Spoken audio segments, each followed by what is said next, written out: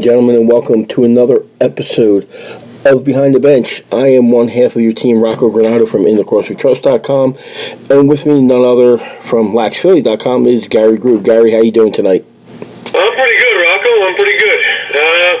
Ready for a busy weekend coming up, and a little bit of a shocker last week. I'm still watching again and again. Yeah, and that would be the Buffalo Bandits coming back and beating Saskatchewan in overtime. In Saskatchewan. Yeah, and that's too surprising. I mean, Buffalo was down at one point, 6-0, then 12-6, and then just out of nowhere, it was 9-3 at the half. You pretty much could have put a fork. Yeah. And then they came within 12-8 after 3, and they put up a 7th spot in the final quarter, including 2 goals within 50 seconds, with Josh Byrne getting the tying goal at 14:51. I mean, it was just... Well, it was 13-13, and at that point, wow. But then a shorthanded goal by Chris Corbeil and Jeff Shattler scoring, making it 15-13 with 2 minutes to go, and you'd think, okay, well, even with all the shenanigans we just watched, this is, all is right with the world again. Yeah, and you'd be wrong. Yeah, just... Craig England and Josh Byrne scored in the next minute and 10 seconds, and off to overtime we went. If you could get through all the mispronunciations of words, players, and names, that was just... you could actually get a gist of what this game was all about. Yeah, that was just completely, from a fan standpoint, embarrassing, where the announcers are not even pronouncing the names correctly. To say the least. Yeah. Yeah, I'm not even going to go into the ones that they just called them the wrong name altogether. Well, apparently Dane Jones had the greatest night in NLL history. Yeah. With 19 points. Most amazing thing ever. Yeah. Who the hell is Dane Jones? That's what I'd like to know. I mean, we got Dane Smith. He had 9 points. Absolutely incredible. I mean, I was at the lacrosse convention, and we'll get into that because we only have 2 games to kind of go over this week. But I watched the game after, and I just kind of shook my head. So you like the Dunston to Sanders pass, yeah? Yes. So Sanders could get the game winner? Game winner, yep. Uh-huh. Yep, goal by Patrick Sanders. That's him. Yep. The Colonel's nephew. Yeah. Yep. But needless to say, I'm hoping that that's enough evidence that we can get back to the old crew. Let's bring the old crew back. Yeah, either the old crew or you give them a pronunciation chart. And even that's not going to help. Yeah. The old crew back, people who've actually played the game. Yeah, and know what they're talking about. Yes. I mean, it's just embarrassing. But the game itself, what do you think went wrong? I mean, Saskatchewan had 71 loose balls to Buffalo's 64. Buffalo outshot them 58-51. Faceoffs were controlled by Saskatchewan 21-13. They both went 4 for 7 on the power play. I mean, when's the last time you could expect the Rush to give up 13 goals and a half? Things like that just don't happen. No. So there was a breakdown. Now I know that the penalty that was called on Corbeil, he took full responsibility for it, the checking in the crease, and that one was kind of a for a minute there you just lost his head. Right. Especially 200 feet from his own net. And there were all 2-minute penalties. There wasn't any 5-minute boarding or a 5-minute slash or high stick. So they were all minor penalties. So it's not like, you gave them an opportunity to score 2 or more goals on the power play. Yeah, but the power play for Buffalo was working. They went 4 for 7, which against Saskatchewan is like anybody else going 11 for 12. Right, and then the thing is, Saskatchewan went 4 for 7 as well, and they were the only team that got the shorthanded goal. So, both teams go 4 for 7 on the power play, and Saskatchewan gets a shorthanded goal, but Buffalo still comes up with a very, very big victory. I mean, in the fourth quarter, they scored 3 goals within a minute 46 seconds to cap off a 6-goal run. So they had 3 goals to end the third quarter, and then the first 3 of the fourth. Then Saskatchewan got 1, Buffalo got 2 more. They kind of matched them. At that point. I mean, part of the fall down was, at the beginning of the second half, and Buffalo had already gotten 4, and then McIntosh took an unsportsmanlike penalty, and then of course they scored again. Things just compounded. Worst case scenario on all aspects happened. Yeah, and Buffalo kept them off the scoreboard for almost 17 minutes during that 6-goal run. So maybe we're not giving Higgins enough credit. Yeah, I mean, he played out of his mind. I mean... He came in when, what was it, Bouquet stopped 2 of 6? 2 of 6, yeah. And we still don't know where those 2 saves came from? No. So, it was already 4-0 when he came in. Things were already, going south. And it was just to stop the bleeding move. But nobody expected him to play out of his mind like that. Yeah, I don't even think he expected it. Well, yeah. To be honest with you. And I'm over here trying to get rid of a cold I've had for the past week. Yeah, we're all suffering from it. The weather going from one extreme to the other. Yeah. It's hitting all of us. I've had it this week as well. Yeah, so if I sound a little weirder than usual. We'll talk it up to the cold then, for sure. Yeah, definitely, yeah. Yeah, but I think there's other people out there that might say differently. He just lost his voice shouting all those times at the Eagles. Oh, yeah, that's it. But in this game, I mean, you look, down, they scored 16 goals, okay? And remember what I said before last year about on the assist part of the goals, okay? On every goal, you get a maximum of 2 assists. They scored 16 goals and had 29 assists. So every goal basically, just about had 2 assists, which tells me that they made sure that everybody was touching this ball. That they weren't forcing the shots. They were making sure that open shot was there. Okay, and the same thing goes for Saskatchewan. They had 15 goals and 27 assists. So they weren't, that far off either. But it was just, Also having Dane Jones have 19 points never hurt, right? Yeah, I was going to say that. Dane Jones had 9. Yeah, Mitch Jones with 3 goals and 7 assists. Yeah.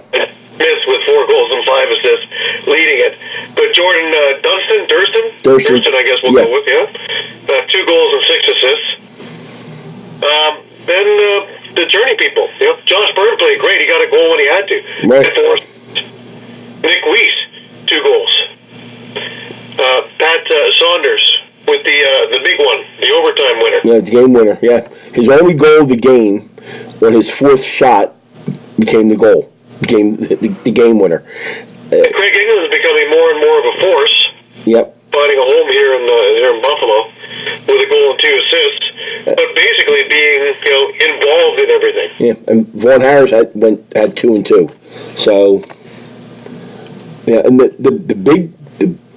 big shock, I won't say big shock, but Mitch DeSnew, 13 loose balls. Led all runners out there between the 2 teams. Yeah, no, he had a big game. 13 loose balls, no turnovers, but he caused 1. and he picked up 2 minutes in penalties. But still, that's a good, solid game for the Snoo. So you can't really fault the offense of Saskatchewan. They had a decent night. You know, you had Robert Church with 3 goals, 2 assists. Ryan Keenan, 2 goals, 3 assists. Mark Matthews, 2 goals, 6 assists. Ben McIntosh, 3 goals, no assists. Jeff Shatler only 1 goal and 1 assist, though. Right. Well, they end up limiting him to 4 shots. A few more, would they hit 20? But, you know, usually 15 goals is enough for Saskatchewan to win 15-9. Yeah. Well, they did hold Shatler to only 4 shots on goal. Yeah. So. You know, uncharacteristic defensive breakdown. Evan Kirk made 42 saves out of 58 shots. You know, not a bad night. But No. the one that he needed to make a save on, he didn't. And the overtime goal. Yeah. Jeremy Thompson had a good night in faceoffs, 19 of 30. You know, so the numbers would say that it's, you know, in favor of Saskatchewan. That's right. But, you know, not the score. But this is why we play the games, right? Oh, yeah. I mean, if we did everything, you know, on paper, you know. We would have already handed Saskatchewan the cup and we'd gone on to MSL in the summer. Right. But that being said, that was a this huge is shocker of shockers right now. Yeah, and that was a huge game for Buffalo, because the other game that was played that weekend, the outcome of that, it vaulted Buffalo into 3rd place. Buffalo is now 3-3, only a half a game behind Toronto for 2nd. They had a bye this week. Basically, everybody had a bye. Just about half the league did. Toronto's sitting at 3-2. Buffalo's at 3-3. Now, the second game that we had was Rochester at New England. Now, Rochester already was on a 3-game losing streak. They lost the one in Georgia with the travel problems. Then, the weekend before last, they lost the game in Toronto, only to come home the next night and lose at home on a back-to-back against New England, which gave them a 3-game losing streak after starting out 2-0. Now they have to go to the Mohegan Sun in Uncasville, Connecticut, and things really didn't change that much for the Nighthawks. Well, it was a weird game. It really was a strange game because it looked, well, just like the Buffalo game, it looked like New England was going to run away with this game. Yeah. Now, it was 4-1, 6 minutes, 47 seconds into it, and really Rochester looked lost. They really didn't look like they were doing anything. Enter the power plays for New England, in which, by the way, an Academy Award was sent over to Sean Evans' house, where he did more flip-flopping than your president. Yeah. But, you know, 3 shorthanded goals for Rochester, and all of a sudden, you know, I guess they say karma's you know, but all of a sudden we have a game. Now, a week ago, in Rochester was held off the scoreboard for 26 minutes. And that's what basically cost them the game, is because they only lost by a goal. Here we had the mirrored effect, and New England was held off the score sheet for 26 minutes. But they picked it up again because Rochester really didn't do that much after tying the game. No. You know, you figured that they had a good end to the first half to tie it up, and then came out flat. But at this point, both goaltenders, who looked kind of weary in the first quarter, from the second quarter on, it became their show. Both Aaron Bold and Matt Vince made some unbelievable saves.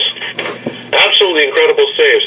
On point-blank shots, on breakaways, on pass plays, you name it, they were there. Yeah. I mean, Finally, near the end of the third quarter, Riley O'Connor potted 2 in the span of 30 seconds. 25 seconds, actually. And, you know, we had an 8-6 thing. Joe Recenteris brought it back 2 minutes later. And then we had the 4th. Now, again, with it just being a 1-goal game, you would expect that Rochester, who's lost 3, would have that little extra oomph. Boston Shanks brought it there to a tie. So you're thinking, okay, great. Here's the momentum swing. Yeah, swing. 3 goals from New England, 2 from Kevin Crowley. And Sean Evans getting one in between those. And now this thing is over. Cody Jamieson got one at the end, but that was too little too late. But it was a heck of a game. Shots on goal, tied. Face-offs, basically tied. Loose balls, 66-62, basically tied. Here's the number, though. New England went 2 for 5 on the power play, but gave up 3 shorthanded goals, which made up for Rochester going 0 for 3 on their power play. Bizarre. Okay, wait. Bizarre numbers. Wait, you're saying they had 3 shorthanded goals on the score sheet. It shows 1. No, they had 3. They had the 2 from the Billy D 5-minute, and they had 1 before that. See, that was at 10:37 of the first. Yeah, 10:58. Eric Fennell scored. Fennell, right. Yeah, I remember that one. Bucks.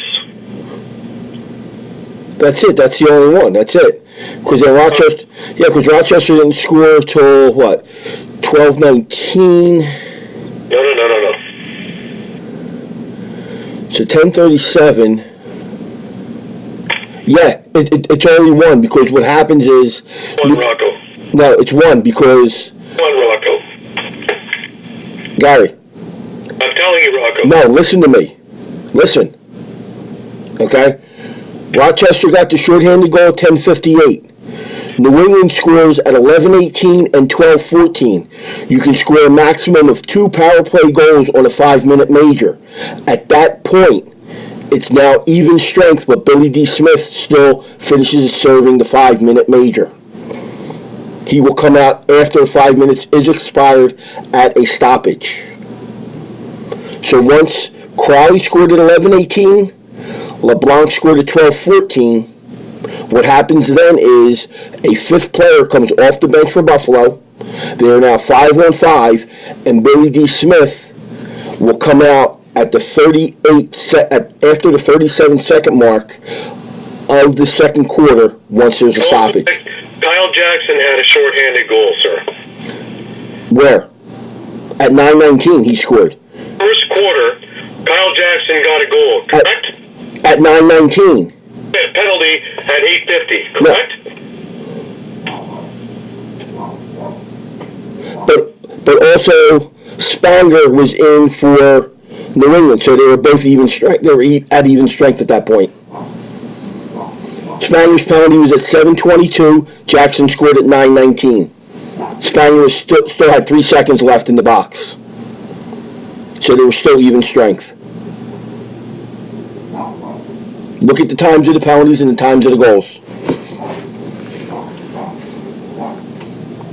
Yeah, okay. Yeah, I mean it's only a matter of seconds, but they did only score the one shorthanded goal, and even though they scored again at 12:19, New England already scored twice. So once they score twice on a 5-minute power play, another player comes out of the box, but that player who got assessed that major stays in the box until the 5 minutes is up and there's a stoppage. So the score sheet is correct with just the one shorthanded goal. But like you were saying, everything here, the numbers were even. New England 2 for 5 on the power play. Rochester 0 for 3. Face-offs were even. And when you keep, like you said, they kept New England off the scoreboard for 26 minutes, but they didn't do any damage themselves either because the first goal of the third quarter wasn't scored until 12:24. Which kind of, Rochester went scoreless at that point too. They were for almost 12 minutes themselves, without putting anything in, on the goal, and that's just kind of blew everything. But the Oscar definitely goes to Sean Evans on the slash. I would say definitely. The high stick, Vince did come up a little high. My God, he looked like he got shot. Yeah, I mean he did come up a little high, but there was a good bit of acting trying to draw a 5 on that one. What was it a high? What was it a high stick or a rough, whatever they wanted to call it? Yeah, but did he embellish? Yeah. Oh yes, yes. Yeah, he embellished that as much as he scores 100 points in a year. Well, that takes away from it. Yeah, I mean, in my opinion, that knocks him down a peg or two. Yeah, I mean, he needs to get away from that. He did that years ago. Yeah, I mean, some of the officials need to kind of call the unsportsmanlike, the diving part of it. That's what I'm looking for. That they use in hockey. You know, a player will get 2 minutes for a trip, but yet, you know, if the guy dives, you know, trying to sell it more, he gets an unsportsmanlike. So that needs to come in here. Yeah, big time. Because when I watched the replay of it, I was like, okay, he didn't get hit that hard for him to basically almost do a backflip.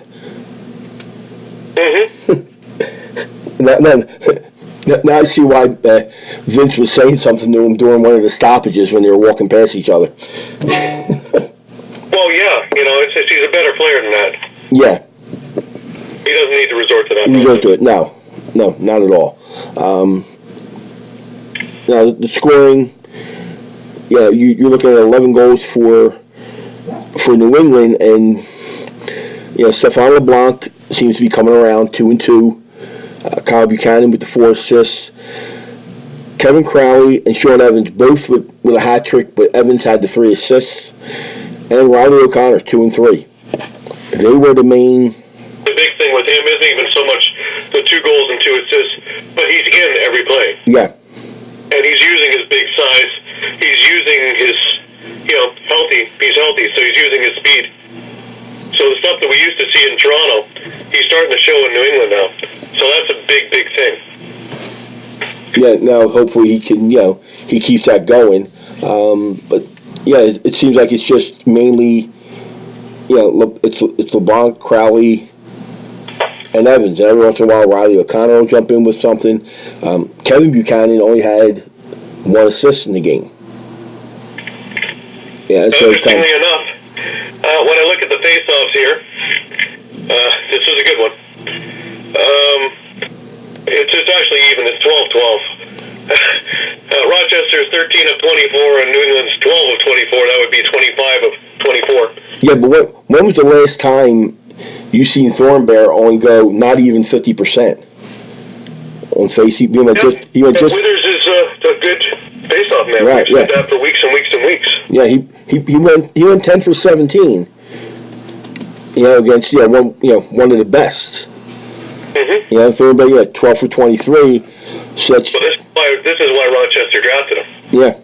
The scoring is an extra benefit, but you know, just him being able to win that many draws and get that many possessions, that's why he was drafted. Right. Now, with that being said, okay, this leads into one thing I found out during the lacrosse convention this past weekend, where the Wings introduced a new head coach, Paul Day. He's also going to be the general manager, just like I was talking about before this was announced that he was going to be the new head coach and GM. That was done on Friday afternoon. You can see that. It's all over the web or up on YouTube with him being introduced. I had a chance to sit with him on Saturday after he got done doing his demo with Ed Kumo on the box game of certain, of drills that the kids could do and things like that to how to really to grow the game. He told me that there is nothing set in stone yet as far as whether or not there's going to be takebacks, but in all likelihood, the talk going on is 10 runners and a goalie. Now, the 10 runners would be five forwards and 5 defense/transition. So 5 for one, 5 from the other. And there hasn't been anything noted as far as any takebacks. But now with Rochester having Jake Withers, do you think that makes Dylan Evans expendable? Yes. So chances. My question is this, though, and it's great for Philadelphia to have everything in place. I look back a little bit and remember the Edmonton days, and the very first GM there as Paul Dave. Yes. I'm hoping, for Philadelphia's sake, he learned something from that experience. Oh yeah, he has. Because the moves that were made there were mind-blowing, to say the least. And we can go through a few of them if you'd like. Well, no, I seen it. I seen what he did with the draft and everything. Yeah, that was no. He told me in the interview, and it's up on our page, up on our Facebook page, that he knows what Philly wants. Philly wants to have a winner, and he remembered playing in the Spectrum in '92 when they won in overtime, and he said he remembers about 16,000 people giving him the finger, and it wasn't to say, "Hey, you're number one" either. So I politely told him that. Well, I just didn't give him one finger; I gave him both. After they, in the better part of a decade to clean up that mess. Yeah. And the juggernaut that they are now, because those Edmonton teams were exactly the opposite of this Saskatchewan team. This one they go 15-1 or 17-1. Those ones went 1-15. 1-15, right? They were terrible, and the trading never helped them at all. No. The one that comes to mind would be Sandy Chaplin plus the 2005 second overall, which happened to be Sean Evans, for Andrew Turner, Buck Spilbert, Cam Bergen, and that move would be one that just absolutely ensured that they weren't going anywhere. Yeah, because Andrew Turner never... No, amounted to anything. No. And, I was looking at, when he ended up being head coach in Rochester in 1998 through 05, and I was looking at those drafts, and I kind of focused in on who the Wings picked and who came after their pick in each round. There was one round they took Sean Greenhall. I think they took him third overall. And, I like, Greeny as a player and everything. And, if we could see into the future, maybe it would have been different. But a few more pegs down the line, there was a player known by the name of Matt Vince that was taken by Rochester. Yeah, you just look at some of the players that were there, and how 2009 was one that actually got my eyes open a little bit too. They traded the first pick for a Kersey, and that turned out to be Sid Smith, which is fine. Smith for a Kersey, that's a good trade. That's not bad. No. But if you look at that draft also included Billings, LeBlanc, Small, Corbeil, Miskey, Priolo, Beers, etc. So. Yeah, 09 was kind of stacked, we'll say. And for some reason, we have and for some reason the Wings got nothing out of it. Yeah, I'm just saying, I'm hoping that the refined edition is the one that's going to Philadelphia, so that this doesn't repeat. Yeah, well, because I know with all the hype right now in Philadelphia for the Wings starting up, the worst thing that could ever happen is bad drafting. Yeah. Well, I don't think that's going to happen. Like I said, I talked to him, and he, I don't want to say he assured me, but he made it known that, he's been watching a ton of games all year and all summer, and he has in mind who he would like to have here when the entry draft, the expansion draft comes to light. He knows what the Philly fans want in a lacrosse team. They don't want to see a team going, like you said, that 1-15 or 2-14 to start the season. To start their first season. He wants to start a team that's going to be competitive. He's going to want players that are going to embrace the city.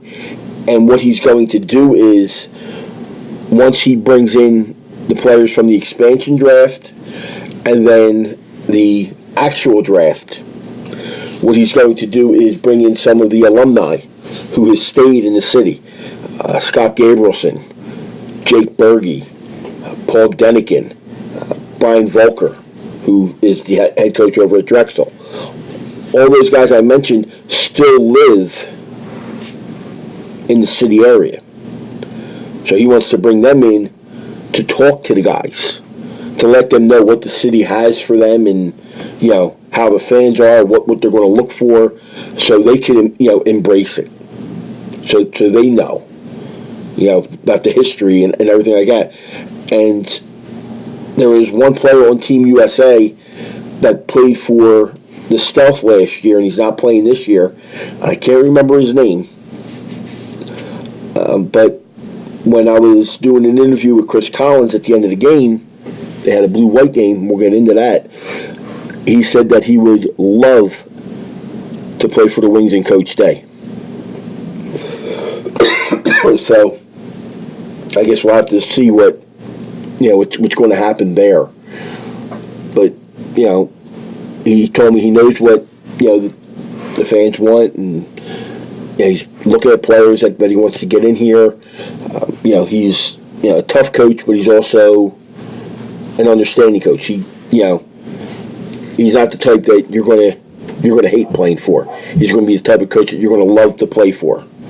But he also wants to see 110, 120% out of the players. So it's just a matter of waiting and seeing.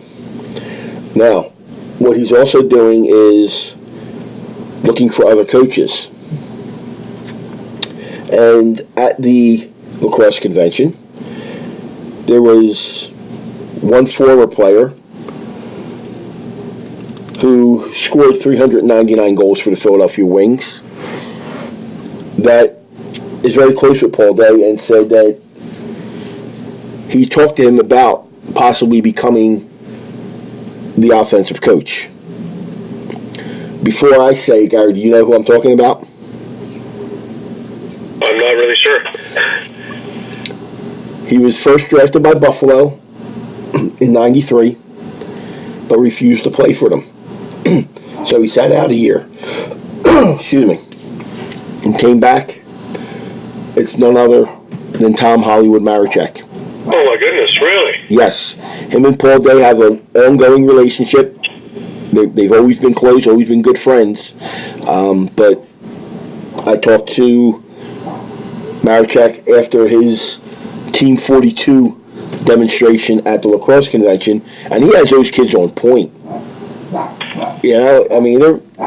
The drills he has them doing and everything, he has them really going on point there.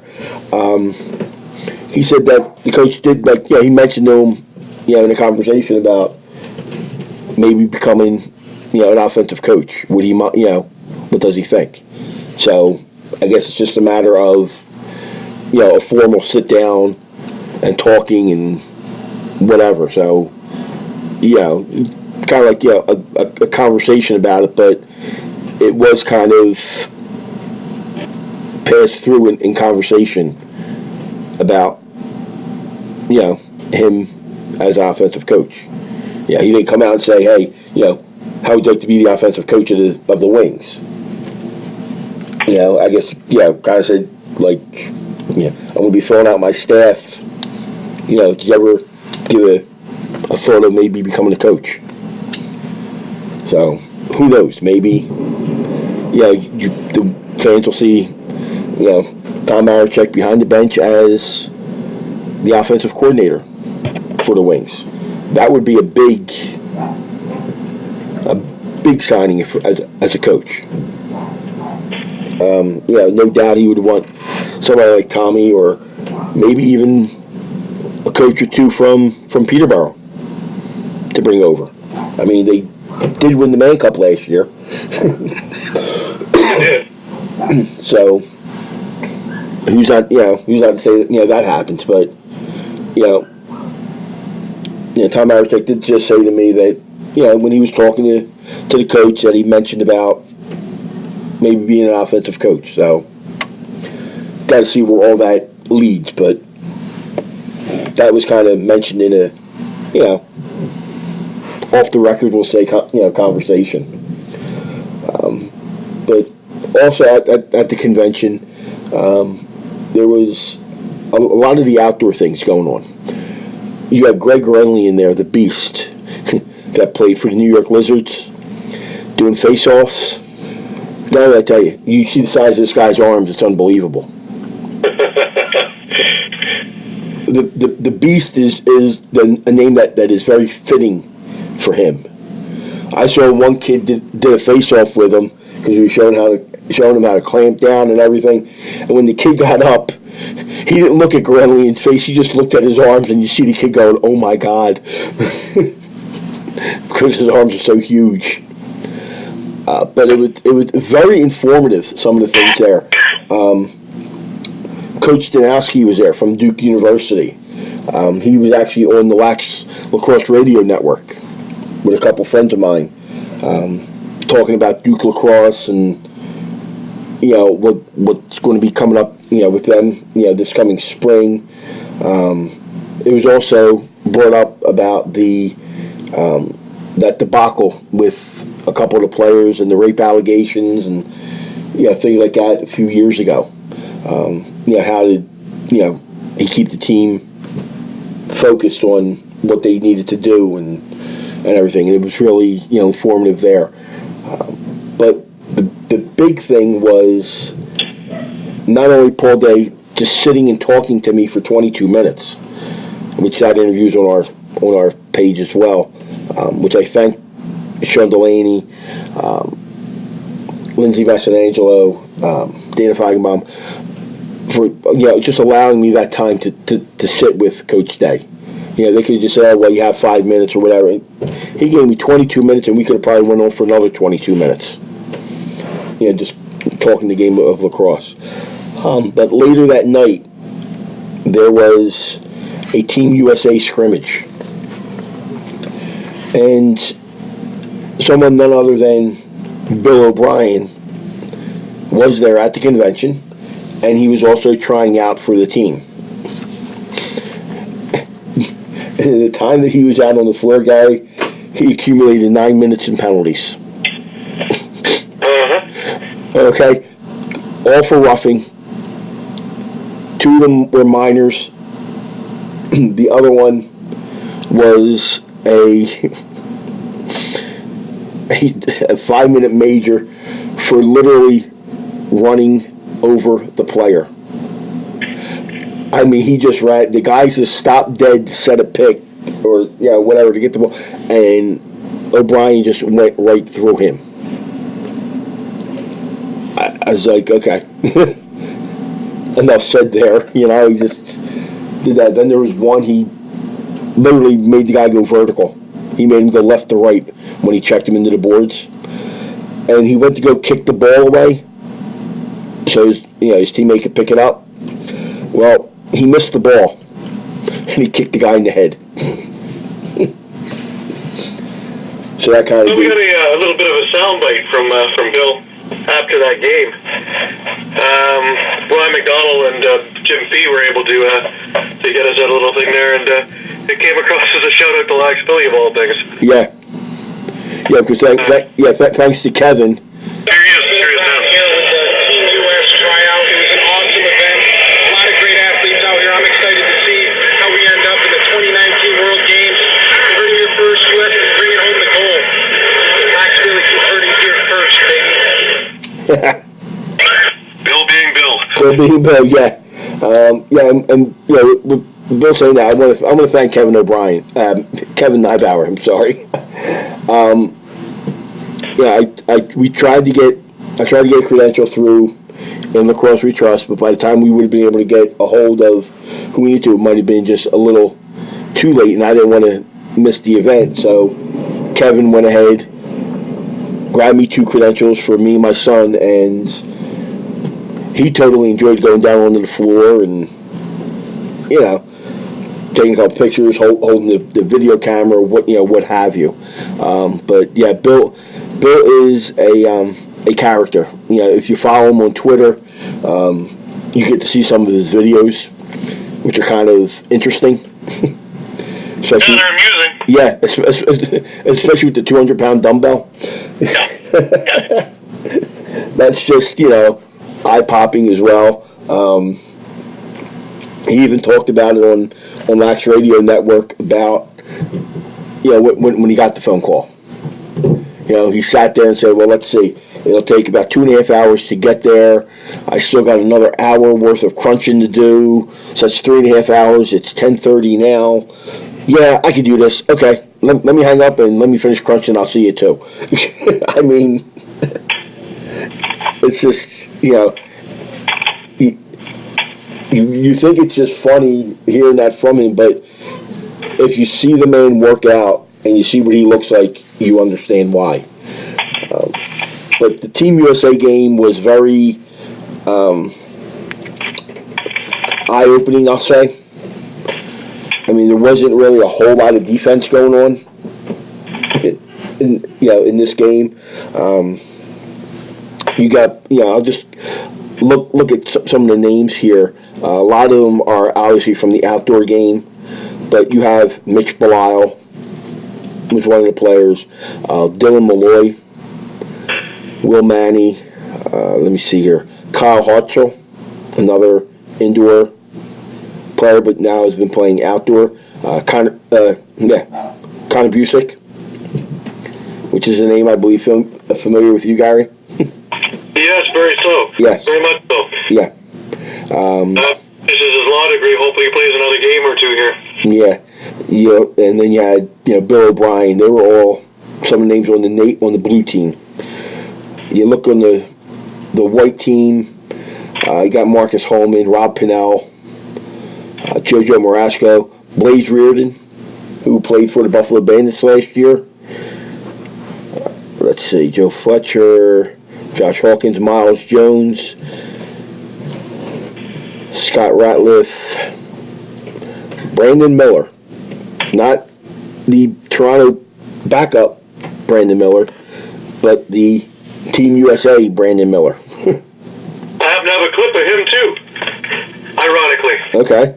Yeah, I know Jim Fee got there, and Jim Fee talking to him. Yeah. For Team USA lacrosse, the Heritage Cup up in Ontario in October, was it? Yep. And a couple new faces out tonight for Team USA. What do you think the goaltending stable is going to look like? Right now, goaltending stable's getting better. Reggie's looking through a lot of stables of goalies. I mean, there's a lot of goalies who weren't here this weekend, but the ones who showed up, we all played well. We had a good time. I think it will be good for 2019 next year. What are you going to do to keep yourself, prepared and in the game? Pretty much what I do is I play every summer with the Rochester River Monsters.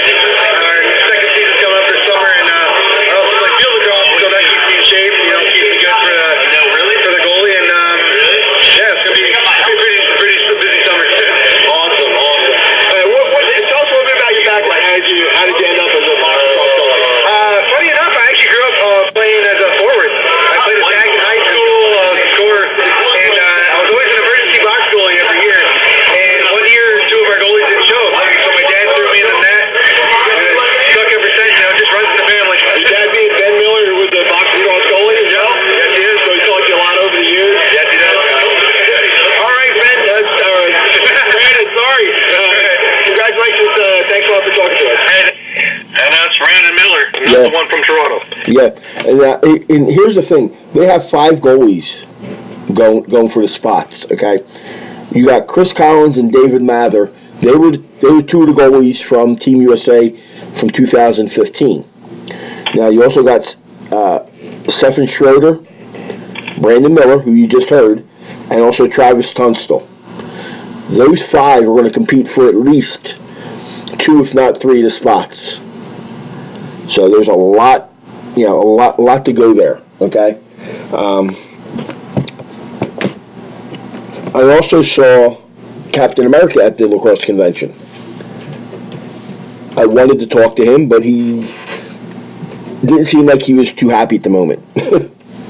Oh, well. For some reason, but he looked like he was having fun.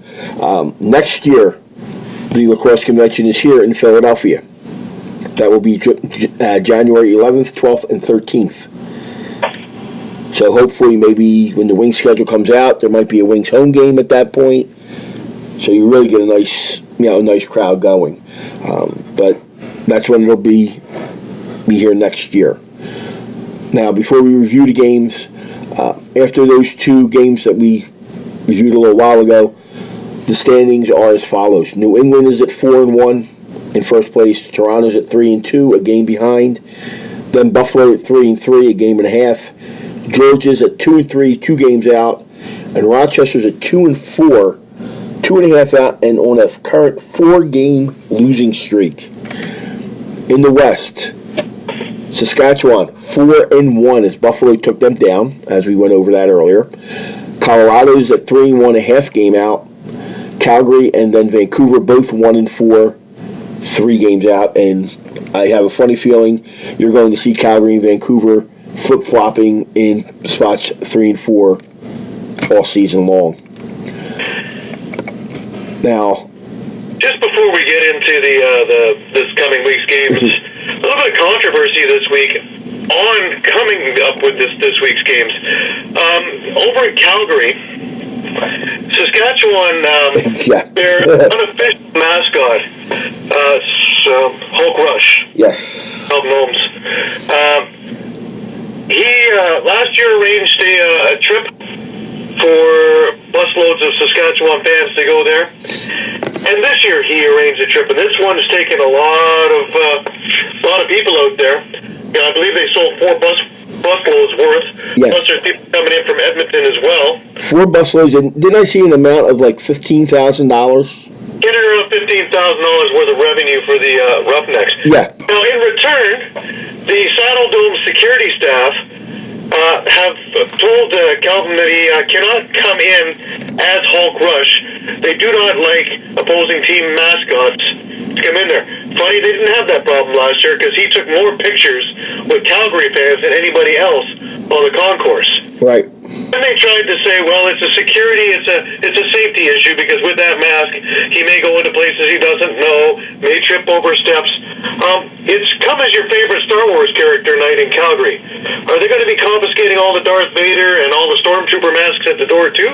Yeah, true. Now, for all the revenue that's going in there, they finally came with well, I guess you could call it a consortium. They gave in a little bit.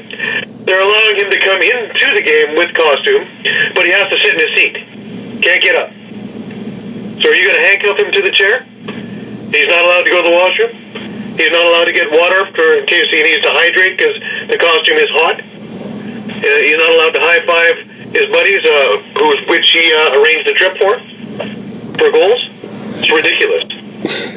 Well, maybe I don't think Calgary envisioned the PR nightmare they are living because not only has it been picked up by Saskatchewan on CTV, on Calgary CTV, it's been picked up on U.S. channels, it's been picked up here in Ontario.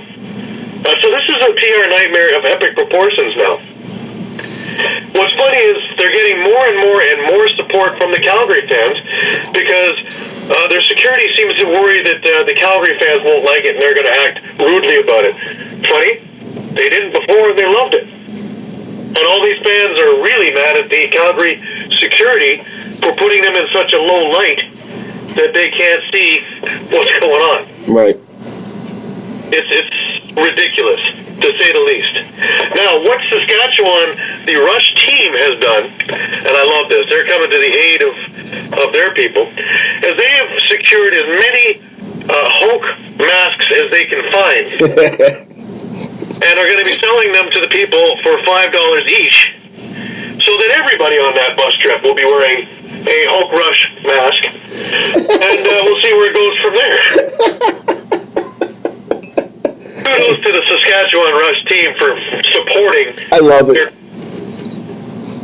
So I have a feeling it's not the end of they're en route there now if they're not already there.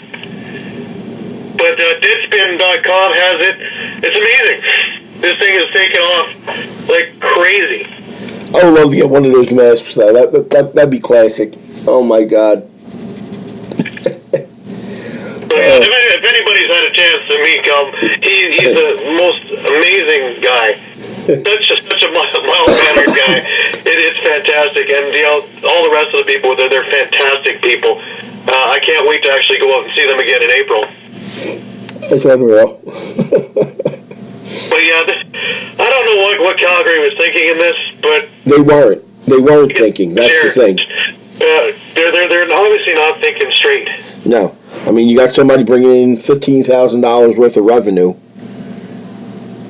into there, and you're going to, deny that and say, oh well, he might trip or he might this or he might that, but yet you're having Star Wars night, and. Well, I just want to read quickly what one of the Calgary Roughnecks fans had written. I'd like to give a very quick, very sarcastic thanks to Mike Moore, head of security for the Saddle Dome, for making us Calgary fans sound like a group of intolerant, boring, and whiny jerks. Please come to our game as a fan, but not as one that's too supportive. Don't bring your costume on a night that we're all encouraging our own fans to dress up. Come on, man, really? We all have to go through the same security gates when we get to the game. Sure, not giving us much credit when you make it sound like we're going to get angry with an opposing team's fan for showing his support. I don't think the loving rivalry between these teams is understood here, and cannot understand why or the way the Flames marketed our team. Come for the party, stay for the game. Are you kidding me? You have it all wrong. Come for the game and stay for the party. As always, proving all they care about is money from this team makes them. Getting real hard to support the organization. Lucky for the Flames, I love the guys and want to be there to cheer them on. Even if they lose because the powers that be can't see the problem right in front of their noses. That's from one of their fans on their page. So, yeah, a PR nightmare? Yeah. Yeah, just a little bit. Yeah, Russ Hulk's getting support from both sides, and like I say, I don't think they realize the huge PR nightmare on their hands that they brought on themselves. Yeah. So we'll see what happens. I would have loved to have gone there. It's crazy. Yeah. Melvin has done a gazillion radio and XM Sirius satellite interviews in the last week. He's been pretty busy. Yeah. I wonder if. Pretty big deal. He is now. Yeah. I wonder if the Roughnecks mascot will make his way over to where he is and show a little support, or if he's been told not to go over there. Well, that would be even a dumber move. See, if I were the Calgary Roughnecks trying to save face, I would go over there. Right. And definitely. And that's what I wonder. Salvage something out of this really, really bad move. Yeah, and that's what I wonder, if he was told prior to not to go over there, or if now he's been told, hey, go over there, get him down here a little bit, we'll let him go onto the floor when the team's introduced, Curious what NLL TV will do with this, if anything. Oh, I'm pretty sure they'll do something. They'll have to do something because there's just far too much press. Yeah, way too much. All of our pages on it as well. Yeah. Let alone mainstream media. Mm-hmm. CTV here in Canada, that's like going across ABC. So, if CTV picks it up, it's a big story here, Canadian-wise. Yeah, it's going to be it will be something. I'm pretty sure NLL TV will pick it up and they'll do, something there.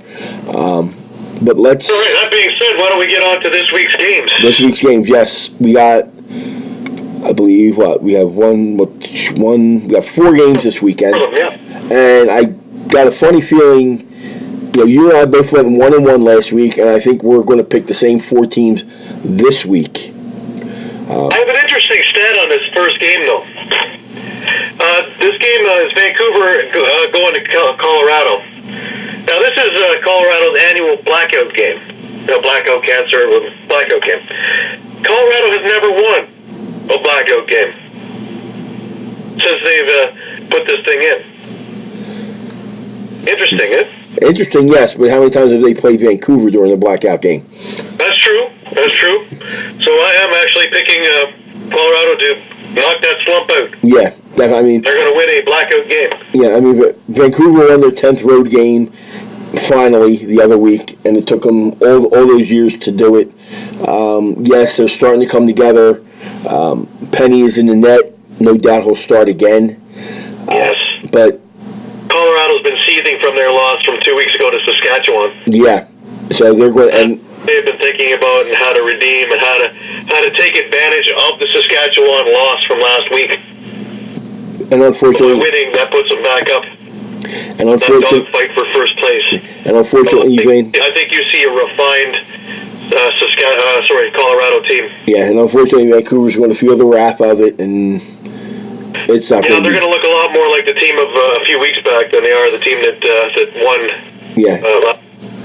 And the thing is, this is the first of two. Bizarre, though, isn't it, that Vancouver beat Buffalo in overtime, and then Buffalo goes and beats Saskatchewan in overtime? Yeah, it's just bizarre. Yeah. You got to watch the games, people. Yes. Because you would have never figured that one to happen. There's not one pundit around that picked that game. No, nobody. Nobody at all. If you did, you're just closing your eyes and pointing at a sheet, because that's it. So we'll both go Colorado on that one. That's self-explanatory. The Twitter game of the week is our next one. It's a battle for first place. New England at 4-1 will go to the Air Canada Center, the ACC, for a 7 p.m. Eastern matchup against the Toronto Rock. This game will be a classic. Toronto is very tough at home. New England has been playing good this year. Both teams are playing good. It's all going to depend on what I think is what goalie comes up with bigger saves this week. New England, you got Crowley, you got Evans, you got the return of Stéphane LeBlanc coming back to Toronto.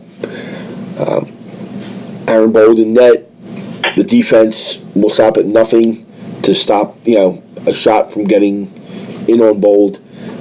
Then you look at Toronto. I mean, they're stacked from top to bottom.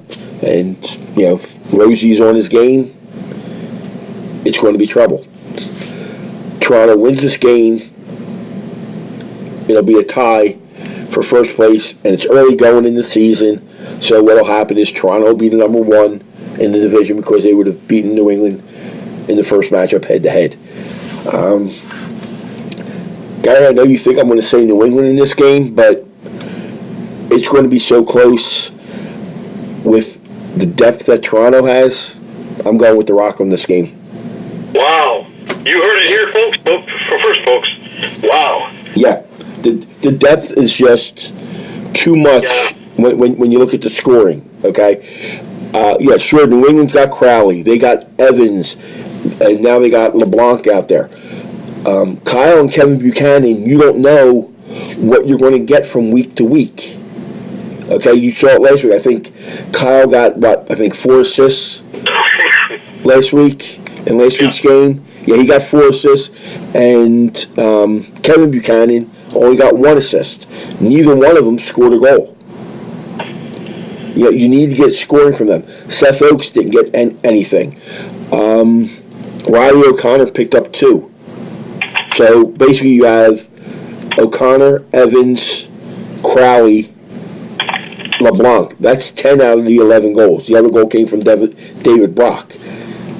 You can't win that way.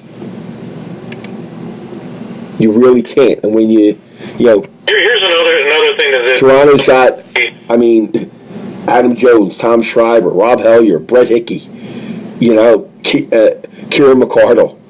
And they're all firing on all cylinders. All cylinders, right. Two of your 4 wins have come against teams that the Rock have spanked. Not beaten, but spanked. Yeah. I'm not all that convinced yet that you're the first place team. Like you said, the Rock have been explosive offensively. Since the trade and getting Sheldon Burns here, transitionally they've had a huge boost and jump. They are not only scoring, but they're back-checking like no tomorrow. And the goaltending and defense have been stifling over the last 3 games. I think just a bit that the Black Wolves are overmatched. What I'm thinking also is Toronto has a good habit of getting under people's skin. Right. They're going to do everything they can to get under Evans' skin. And once he gets frustrated, there come the bad penalties. comes Toronto's power play. Right, but also, you look here, Toronto has, their power play, I think, is, second in the league? It's because of the last few weeks, yeah, because it was wailing in the bottom. Right. And it just made huge moves over the last few weeks. Right. But New England's penalty kill is first in the league. So it's going to be kind of, if somebody stays out of the box, they'll win the game. Because goals per game, New England is 7th. Goals against, they're 5th. They're scoring 11.4 a game. They're letting up 12.2. Their power play is 6th, and their penalty kill is 1st. Then you look at Toronto, 15.8 goals scored a game for 2nd overall in the league. Goals against, 11.8 for 4th. Power play is 3rd, 51.85, but their penalty kill is a league worst, 9th. So if Toronto can stay out of the box, they'll win this game. That's huge. Yeah, they have to. I mean, they're only killing off 31%. Yeah, they can't get sucked into anything. No. And if they don't get sucked into it, you can see them easily scoring 15 goals, especially being at home. And it's just, the depth. The depth that they have for scoring is a lot more than what New England has right now. New England still needs another sniper out there. You could say, they have Kevin Buchanan. He's not being consistent right now, and that's what's hurting them. He can't go a game, not scoring any goals, and say, I'll get 5 the next game. No, you need to score every game. You need to get at least 1 or 2 goals each game to bolster that offense. Because you can't always rely on Crowley and Evans. And now, you got LeBlanc. So you got those 3. You can't hinge your offense on those 3 players. You can't. If you do that, it's going to be a long season for you. Long season and a quick exit out of the playoffs, should you make the playoffs. Yeah, and they're relying an awful lot on Aaron Bull to pull them out of the fire. Yes. They're expecting the Aaron Bull that was in Saskatchewan. But they actually have to get in the defense that was in Saskatchewan for that to be a consistent thing. And he's been playing fantastic. Yeah. Wondering if this would affect him. It certainly doesn't look like it so far. No. So I'm hoping that Aaron Bull is able to put together, and shut everybody up. Just put together a season like he does in Saskatchewan. And he's well on his way to doing that. Yeah, but the thing is, how long can he do this? That's the thing. Well, yeah, and some of the games hasn't been 100% airtight. So we'll see. We'll see what happens. But, we're both going with Toronto on that one. Which brings us to the Gong Show in Calgary. Wow, that's... And that doesn't even talk about the game. No. Saskatchewan is on a mission. After being embarrassed... I won't say embarrassed, but being beaten at home and being pissed off by losing to Buffalo. And they beat themselves. That's what really is pissing them off. Now they got to go to Calgary, play against the Roughnecks, who are 1-4, and I don't know. Maybe it might be safe in saying this that maybe some of the players are upset that Hulk Rush can't move around in the Scotiabank Saddle Dome, because no doubt the players are into Hulk Rush. I mean, just like Grandma Rush, the players know all about Grandma. Well, they were nice enough to allow me to chip in for her license plate. Yeah, I saw that. That was great. I love it. That's just fantastic. So when I wrote that months ago, I was right in there. I was very happy to donate. So I mean, obviously the players know about Grandma. I'm pretty sure they know about. Excuse me. Well, they know all about what's been going on. Right. So no doubt they want to. There's a little extra fuel on the fire there. And I'm pretty sure that the team knows. The coach knows. Kenny's going to tell them, hey guys, listen, we got 4 bus loads coming. We got 4 full bus loads coming to support us. Let's not let them down.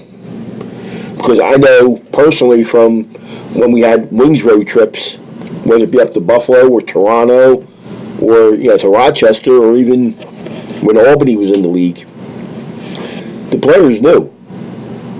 They were told, look, there's 2 bus loads and about 50 cars coming up.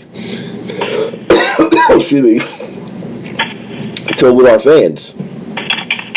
So the players are aware of this. There's not really that much to go through on this game. Saskatchewan's going to win this game, and they're going to make a statement in it. So you're going to see Calgary dropping to 1-5 after this game.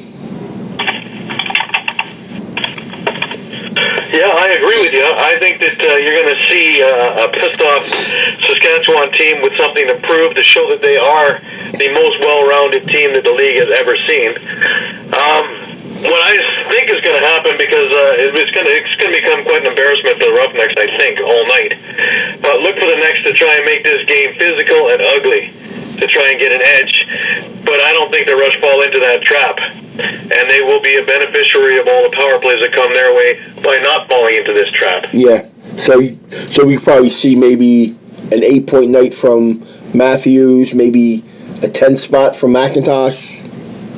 Yeah, McIntosh and Church, I think you're going to see big nights from. Yeah. I think you're going to see more of an assist, more of a point guard kind of idea for Matthews in this one.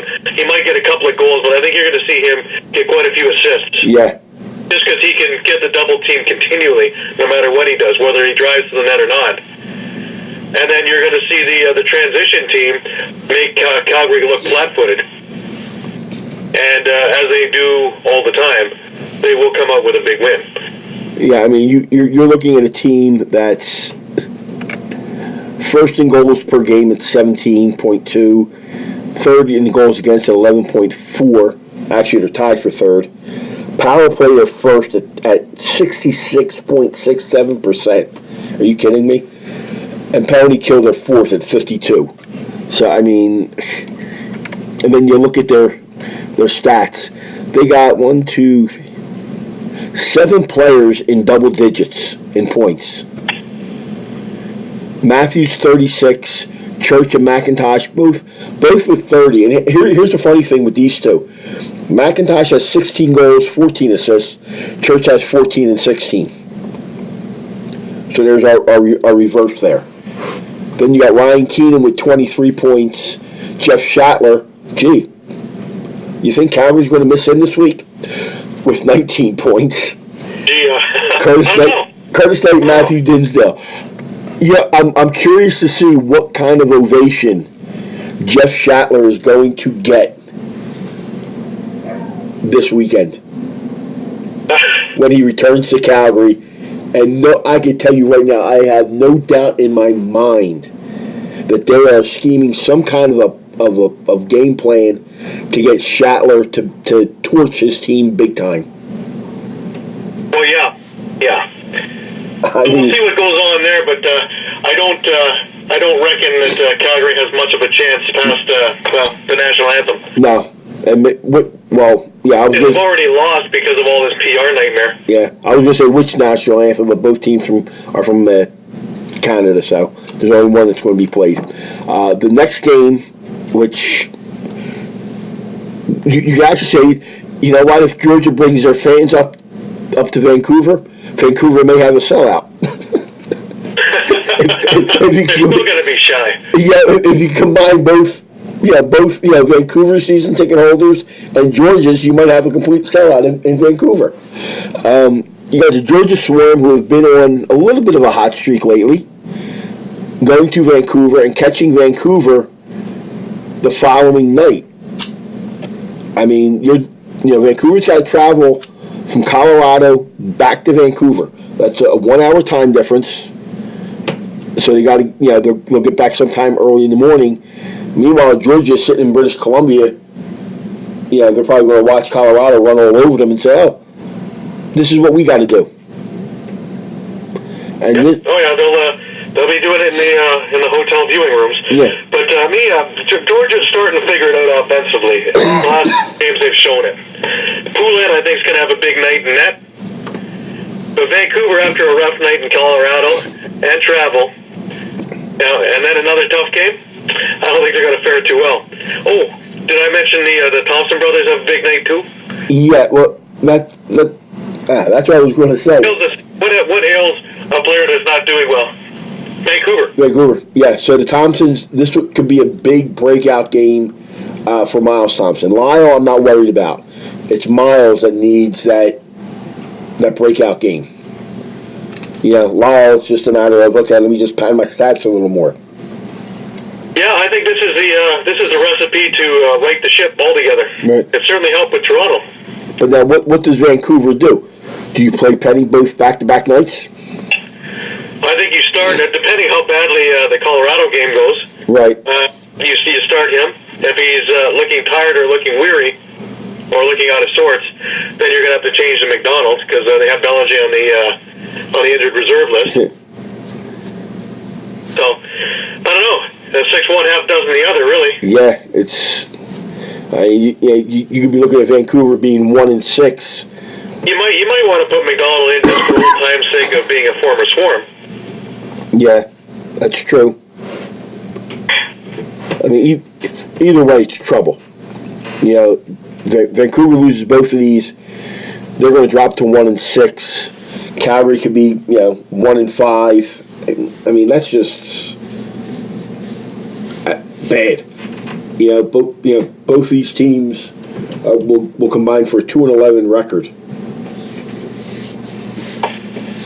in the West. So, safe to say here, Georgia.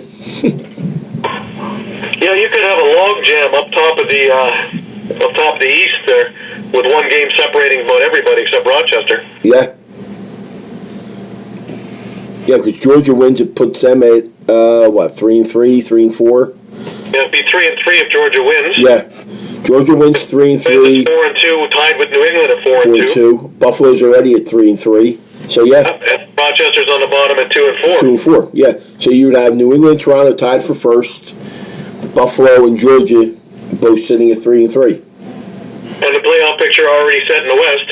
Basically, yeah. I mean, Colorado will move to 4-2. Ironically, Calgary would be in a playoff spot with one win. Yeah. It would be 1-5 as opposed to Vancouver's 1-6. Yeah, and it's going to come down to the end of the year when these two teams play each other later on down the line. We got the last weekend of the season. Wow. The last weekend of the season is just like this weekend here. You got Calgary at Saskatchewan on April 28th, and you got Vancouver at Georgia. Okay, here you go. Mark this date down, and you heard it here first, okay? April 21st. Calgary at Vancouver. That will decide the final playoff berth. And I believe I will be in Buffalo that night. Yeah, Toronto's at Buffalo.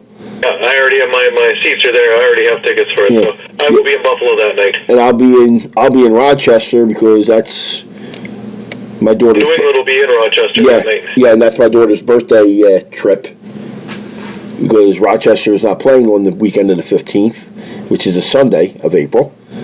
So we'll be in Rochester there, and then most likely watch the rest of the Vancouver game after, because then the following week Vancouver's at Georgia, Calgary's at Saskatchewan. Yeah, we know how that's going to end. And I'm trying to see when else do they play each other. March 31st, Calgary at Vancouver. So there's 2 games in a row that they're both there. So the next 2 times they play each other, it's in Vancouver. So it doesn't look like... Yeah, it just looks like that one time when they played each other. Okay, February 16th, Vancouver at Calgary. So that's right after Valentine's Day. So we get to see what happens there. But so I guess safe to say our picks: Colorado over Vancouver, Toronto over New England, Saskatchewan over Calgary, Georgia over Vancouver. There's our picks. Next week's schedule, guys, just glancing at it, is kind of interesting. You got Saskatchewan and Colorado. Calgary goes to Toronto on the 3rd. Buffalo's at Rochester, and Vancouver's at Saskatchewan. So, what? You got 2 games that might be laughers, and 2 that'll be kind of fighting for playoff spots. Yeah, that Saskatchewan-Colorado game is going to be big. Yeah. They might be primed for a second upset. Who knows? Maybe, yeah, because it'll be in the Pepsi Center. Yep. On a Friday night, so. And plus, they got Vancouver the night after. At home. So. Back home. Yep. So they got 2. That's where we stand now. Gary, you're with me next week.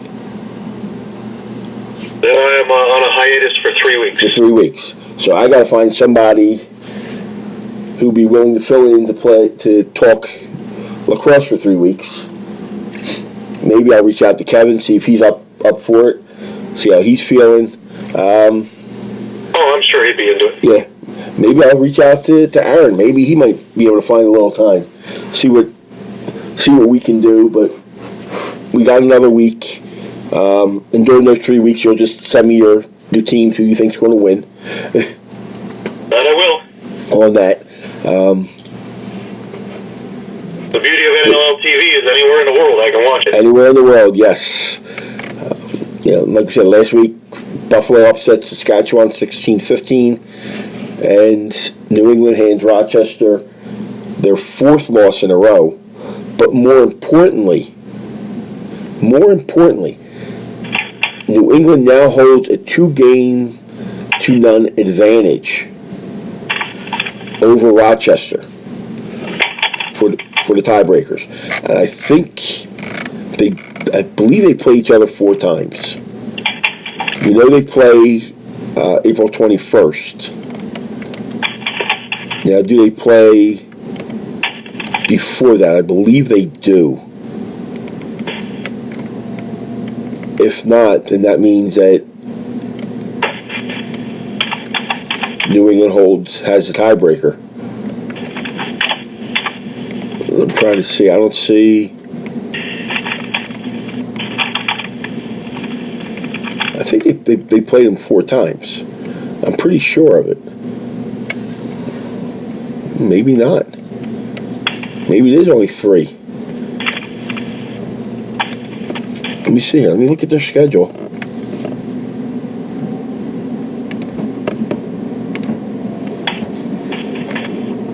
Let's see. Georgia. January 13th, New England beat them. Then the 21st, New England won. Buffalo, Georgia. No, they only play each other 3 times this season. So, New England holds a tiebreaker over Rochester for any playoff spot right now. Because they only play each other 3 times this season for some unknown reason. I thought they might have played each other 4, but it's only 3. And with that win last week, that gives them 2 out of the 3 games. So no matter what happens on April 21st, New England will still have the tiebreaker should both teams be tied.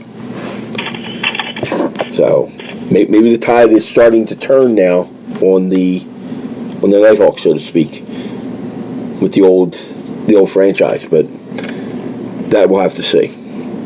So that'll do it for this week. Another great show, Gary. I'm trying to slowly get over this cold, so I apologize for the coughing in between. Hopefully it'll be gone by next week. But like I said, Lacrosse Convention next year will be here. This past year it was fantastic. Visit our Behind the Bench page on Facebook, Lax Philly on Facebook, and Lacrosse We Trust. All the interviews that we have with coaches, the players, are all up there. Again, welcome Paul Day to the Philadelphia Wings. Now he has the chance to fill out his staff, watch more game film, and pick out what players he wants when the expansion draft comes about. So for anybody out there, it looks like it's going to be 10 players and a goalie, which break down to 5 offense and 5 defense/transition and a goalie. So everybody can start playing GM and making their selections as to who you would protect, who you wouldn't, and see what happens from there. So until next week, for IllinoisCrossFitTrust.com, I'm Rocco Granato, LaxPhilly.com, Gary Grubin, Toronto. Gary, I appreciate you coming on again. I mean, it's always fun doing this. We can go on and on and on. Next week we get to go over 4 games now instead of 2. Yeah, so it should be good. And then as we start getting more and more into the season, things will get a little more interesting. We got a trading deadline coming up, and a lot happening. A lot's going to be happening soon. So stay tuned. Visit our pages, like I said, Behind the Bench on Facebook, LaxPhilly, and IllinoisCrossFitTrust.com. Go to the pages. Hit us up with questions on Behind the Bench. If you want a certain player you'd like for us to try to interview or ask questions, we'll do our best for that. Or if you have any questions about the game or you want to know some information, hit us up there and we'll try to get to it and try to get the information for you. So until next week, everybody, have a great night, great weekend. NLTV.com for all your games. Again, this week's Twitter game of the week is New England Black Wolves at the Toronto Rock, 7 p.m. Eastern Time. So until next week.